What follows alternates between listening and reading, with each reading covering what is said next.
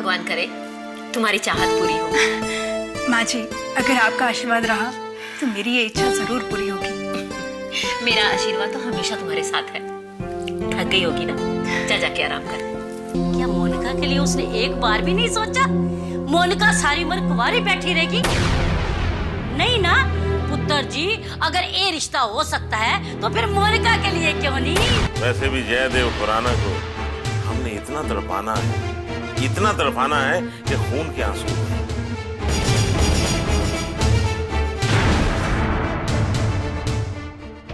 वैसे जयदेव खुराना कोई आम इंसान नहीं है।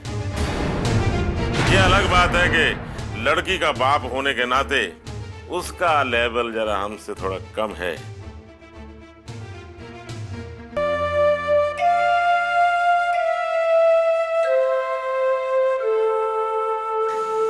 जिसके पास आप जैसे माँ बाप हो, चेतन जैसा प्यार करने वाला पति हो, माँ बाप की तरह प्यार करने वाले सास ससुर हो, भला उसे किस प्रकार का दुख। वैसे भी मेरे जैसा नसीब तो बहुत कम लड़कियों को नसीब होता है। पापा ने मेरी चाहत पूरी करने के लिए अपना वादा हमेशा हमेशा के लिए अधूरा छोड़ दिया। माँ, अब तो श्वेता भी आके चली गई, फिर अब इस तरह उदास आपका चेहरा उतरा हुआ। उसके चेहरे की उदासी देखकर ही तो मैं उदास हो गई हूँ। माँ, श्वेता चेतन से प्यार करती थी, सब कुछ वैसा ही हुआ जैसा वो चाहती थी, तो फिर वो क्यों दुखी होगी? ये मैं नहीं जानती, लेकिन मेरी सोच गलत नहीं हो सकती। वो उदास थी अभी। जरा सोचो, जिसे सारी खुशियां मिल गई हो, फिर भी भला वो क्यों उदास होगी? क्या हुआ माँ? मुझे तो वो खुश नजर आ रही थी। तुमने उसे एक भाई की नजर से देखा है, मैंने उसे माँ की नजर से। कैसी हो गई है उसकी हालत? उसने भले ही कह दिया हो कि वो बहुत खुश है, लेकिन मेरी ममता उसकी बात का यकीन करने को तैयार नहीं है। माँ, आपकी आंखें धोखा खा रही हैं। वो तो खुश है। मैं माँ हूं अभिनीत, मैंने कह दिया ना कि तुम वो नहीं देख सकते जो मैं देख सकती हूँ। अच्छा ठीक है, आप क्या चाहती हैं? तुम तो जानते हो श्वेता की शादी किन हालात में हुई है। हम नहीं जानते उसके ससुराल वाले कैसे हैं, कौन है। मैं चाहती हूँ बेटा, एक बार तुम उसके घर जाओ और जाकर देखो श्वेता कैसी है। लेकिन माँ, अभी तो तुम उसके भाई हो, और उसके ससुराल वाले क्या सोचेंगे कि श्वेता के मायके से कोई नहीं आया। बस तुम कल उसके घर जाओगे और जाकर देखोगे कि श्वेता कैसी है। अभिजीत, देखो मेरी इतनी तारीफ करने की जरूरत नहीं है। मुझे जो सही लगा मैंने वही किया। प्यार, सच्चा प्यार क्या होता है इतना तो जानता ही हूं मैं। और मैं ये भी जानता हूं कि मजबूरी में श्वेता मुझे स्वीकार कर लेती। दिल से मुझे वो कभी स्वीकार नहीं कर पाती। हाँ विशाल, और सच कहता हूं, मुझे तो मालूम भी नहीं था कि श्वेता चेतन से प्यार करती है। अगर मुझे मालूम होता तो श्वेता की खुशी के लिए मैं खुद ही अपने घर में बात कर लेता। जाने दो अभी, जो बीत गया सो बीत गया। मुझे तो इस बात की खुशी है कि मुझे इस बीच में तुम जैसा अच्छा दोस्त मिल गया। हाँ विशाल, और इसी दोस्ती के नाते मैं तुमसे कुछ कहना चाहता हूँ। मुझे पता है कि आप क्या कहना चाहते हैं। देखिएगा विशाल भैया, मेरी ये प्रेडिक्शन है कि ये मोनिका दीदी के बारे में ही बात करेंगे। अरे भैया, ये महाशय तो सिर्फ देखने में छोटे हैं, वैसे ये जितने जमीन के नीचे हैं उतने ही ऊपर भी हैं। वैसे मेरा गेस सही था, राइट? हाँ विशाल, पता नहीं क्यों लेकिन जब से मैंने मोनिका को देखा है, बस मेरी आंखों के सामने उसी का चेहरा रहता है। दिन रात में बस उसी के सपने देखता रहता हूँ। यार साफ साफ क्यों नहीं कहते हो कि तुम्हें मोनिका से प्यार हो गया है? अगर ये प्यार है तो हाँ, मुझे उससे प्यार है। और मैं तो उससे मिलने के लिए बेचैन हूं यार, लेकिन समझ में नहीं आता है कि मैं क्या करूं। वो तो मुझसे बात तक नहीं करना चाहती है। अभी शुरुआत में प्यार में नोकझोंक होती ही रहती है। और हाँ, मोनिका से मिलने का सवाल तो कृष्णा है ना? क्यों कृष्णा? हाँ, मैं तो इनको मोनिका दीदी के घर कभी भी लेके जा सकता हूँ। कहो तो अभी चले? अरे नहीं नहीं, अभी नहीं। हाँ भाई, लेकिन मैं जब कहूंगा तुम्हें तब मुझे वहां ले जाना पड़ेगा। अरे आप कहकर तो देखिए, आखिर वो मेरी वीना दीदी का घर है। कृष्णा, वो हमारी वीना दीदी है। अगर अभी का काम बन गया तो वीना दीदी उसकी साली हो जाएंगी। बड़ी बेशर्म है वो। मैंने इतना भला बुरा कहा, उस पर कोई असर ही नहीं हो रहा है। माँ, मुझे लगता है सीधी उंगली से घी नहीं निकलेगा। सही बात है। कोई बात नहीं, आने दे चेतन को। आज इसकी अकड़ ढीली करवाती हूँ मैं। किसकी इतनी हिम्मत होगी जो मेरी माँ के सामने कर दिखाए? और किसकी होगी? आपकी धर्मपत्नी की ही हो सकती है। क्या किया उसने? अरे जब से सो के उठी है वो तो अपने कमरे से बाहर ही नहीं निकली। घर का पूरा काम पड़ा हुआ है। वो तो पला हो गुड्डी का, जिसकी वजह से एक कप चाय नसीब होगी, वरना वो भी ना होती। आपने उसे कुछ कहा नहीं? कहा नहीं? अरे कहते कहते मुंह में छाले पड़ गए बेटा, पर उसके कानों पे तो जूं तक नहीं रेंगती। पता नहीं अपने कमरे में बैठी किस बात का शौक मना रही है। तो ये बात है। अभी देखता हूँ कि महारानी बाहर कैसे नहीं आती। अब आएगा मजा। चेतन भैया आप खबर लेंगे ना इसकी, तो इसे अकल आएगी। लातों की भूत है, बातों से नहीं मानेगी। अब तक तो चेतन ने उसका दिमाग ठिकाने लगा दिया होगा। देखो, महारानी भी आ गई। आएगी कैसे नहीं, इसी का डर नहीं है। देखो, तुम अपना दिमाग जरा शांत रखा करो। अगर चेतन को गुस्सा आ गया ना, उसका दिमाग एक बार खराब हो गया तो तुम न 3 में रहोगी न 13 में। माँ जी, आप तो एक औरत है, फिर क्यों नहीं समझ पा रही कि जब एक पति अपनी पत्नी के अरमानों को कुचलता है तो उस पर क्या बीतती है। ओह, तो तुम ये सब समझती हो। तब तो तुम्हें ये भी मालूम होना चाहिए कि जब कोई किसी औरत के पति की बेइज्जती करता है और उसके पति को उससे दूर करता है, तो एक औरत अपने 2 बच्चों को किस तरह बड़ा करती है, दुनिया की कितनी मुसीबतों का सामना करती है, तब उस पर क्या गुजरती है पता है? हर आदमी को उसकी गलती की सजा भुगतनी ही पड़ती है। मेरे पापा ने कोई बेइंसाफी नहीं की है। माँ, इससे कह दो मेरे पापा को गुनहगार ठहराने की कोशिश ना करे।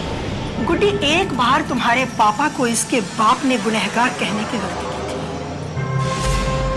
उसका नतीजा सबके सामने है। आज वही गलती ये करने जा रही है, इसका नतीजा भी सबके सामने आ जाएगा।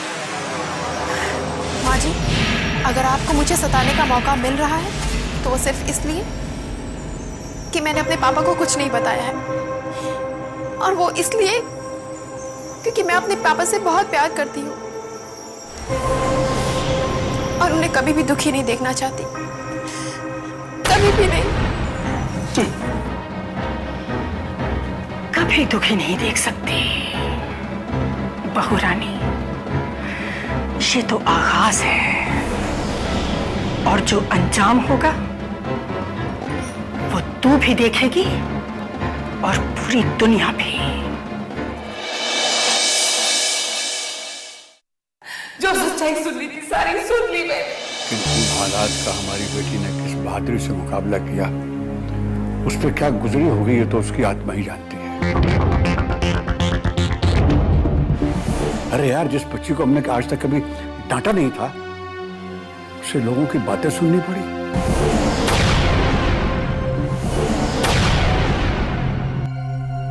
वकीलों की जिरा में उसको हिस्सा लेना पड़ा, अदालत में खड़ा होना पड़ा, रात जेल में बितानी पड़ी। ये सब सोच के तो कलेजा मुंह को आ जाता है। क्यों दिया मुझे ये धोखा? क्यों? मेरी बात सुन। वीना से कोई रिश्ता नहीं, क्यों दिया मुझे धोखा? मुझे कुछ नहीं सुनना, कुछ नहीं सुनना। जो सच्चाई सुननी थी सारी सुन ली मैंने।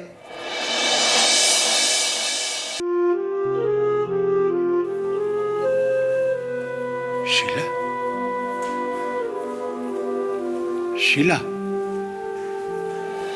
शीला, कहाँ है तू? अरे आप कब आए? मैं तो अभी अभी आया हूँ, लेकिन तू कहाँ है? कहाँ गुम हुई है? किन सोचों में डूबी हुई है तू? बेटियों के अलावा मैं किसके बारे में सोचूंगी? वीना तो चलो शादी करके ससुराल गई थी, आपने वंदना को भी वहां भेज दिया। दोनों बच्चियों के बिना ये घर, ये जिंदगी कितनी सूनी हो गई है। घर तो जैसे काटने को आता है। शीला, तू तो खुद समझदार है। तू जानती है ना कि लड़कियां पराया धन होती हैं। तू भी तो ब्याह करके मेरे यहाँ आई है ना, अपना घर बार छोड़ के, माँ बाप को छोड़कर, हैं? हमारी बच्चियां भी अपने अपने घर जाएंगी, अपनी गृहस्थी बसाएंगी। हर माँ बाप को अपनी बच्चियों की जुदाई सहनी पड़ती है। दुख होता है, लेकिन ये व्यवहार है, संसार का रिवाज है। और सुन, रंजीता वहां देख कर आया है, दोनों बच्चियां खुश हैं। वीना अपनी गृहस्थी में बहुत खुश है और वंदना पढ़ाई कर रही है। लेकिन वीर जी और आपने पहले भी मेरे से झूठ बोला है। जब वीना जेल गई थी, यहाँ तक कि वंदना ने भी मुझसे ये बात छुपाई, तो अब मैं कैसे यकीन कर लूं कि आप जो कह रहे हैं वो सब ठीक है? हाँ हाँ, हमने झूठ बोला था, झूठ बोलने की मजबूरी थी। उस वक्त हालात कुछ और थे, अब हालात बदल चुके हैं, बिल्कुल पहले से अलग हालात हैं। और तुम्हें इन हालात को मानना चाहिए और समय के मुताबिक अपने आप को ढालना चाहिए, तभी जिंदगी कटेगी। हर बात पे चिंता, हर बात पे रोना, हर बात पे टेंशन, तो जीना मुश्किल हो जाएगा। एक मिनट हम लोग दोनों इकट्ठे जी नहीं पाएंगे। हर वक्त मुझ पर शक होता है, तेरी बात, हर बात मुझ पर शक होता है। कहां से कैसे जिएंगे? आप एक बाप हैं, आप नहीं समझ सकेंगे, लेकिन एक माँ, उसके बच्चों पर जब कोई अनहोनी होती है ना, तो सबसे पहले एक माँ ही उस बात को महसूस करती है। उसकी ममता उसे कचोड़ के रख देती है। पता नहीं क्यों मुझे अपनी बच्चियों की इतनी याद आ रही है। लाला जी, मुझे पता नहीं ऐसा क्यों लग रहा है, जैसे वहां कुछ बुरा होने वाला है। अब बस भी करो, अशुभ बातें मत करो। अगर तुम्हारे दिल से ये आवाज आ रही है कि तुम्हारी बच्ची संकट में है, तो एक बाप के दिल से भी आवाज आ रही है कि उसकी बच्चियां बिल्कुल सुरक्षित हैं, सुख शांति से जी रही हैं। भगवान करे मेरी बच्ची ठीक ठाक हो। मुझे हमेशा उसी की फिक्र सताई जाती है। सब चिंता छोड़ के भगवान पर भरोसा रख, बस वो सब ठीक करेगा। अरे भगवान, तेरी दोनों बच्चियां बहुत आराम से हैं, सुख शांति से। और तू भी मेरी बात मान, शांति से सो जा। बहुत रात बीत चुकी है, सो जा, सो जा, सो जा शीला रानी, सो जा।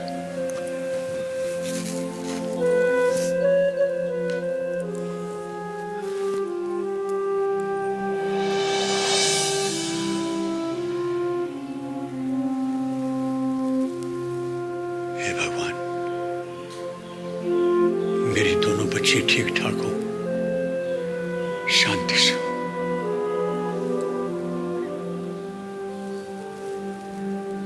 हाँ हाँ वीना, हाँ गलती तुम्हारी है, सरासर तुम्हारी गलती है। इसलिए बेहतर यही होगा कि अपनी गलतियों पर पर्दा डालने की बजाय चुपचाप माफी मांग लो। बिल्कुल नहीं। जब मैंने कोई गलती की ही नहीं, तो मैं माफी किस बात की मांगू? वीना, वीना, अगर तुम मेरी बीवी हो तो वो मेरी माँ है। वो माँ जिसे मैं तुमसे 30 साल पहले से जानता हूँ।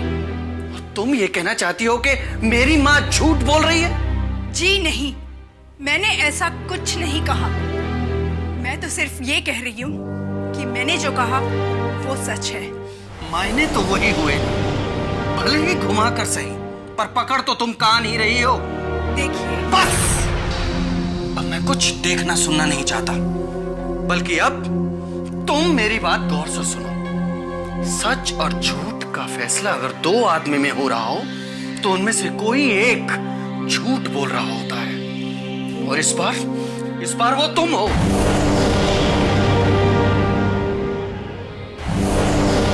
जी नहीं, आप मुझ पे इल्जाम लगा रहे हो, सरासर इल्जाम, और वो भी झूठा। इल्जाम नहीं, बल्कि हकीकत का तकाजा है ये। हालात यही बयां करते हैं कि इस बार मां झूठी नहीं है। वैसे कमाल है, कभी तुम दीदी से झगड़ा करती हो और कभी नानी मां के साथ। अच्छे, बहुत अच्छे। अगर ये बात मुझसे किसी और ने कही होती तो शायद मुझे इतना बुरा ना लगता जितना कि आपके कहने से लगा है।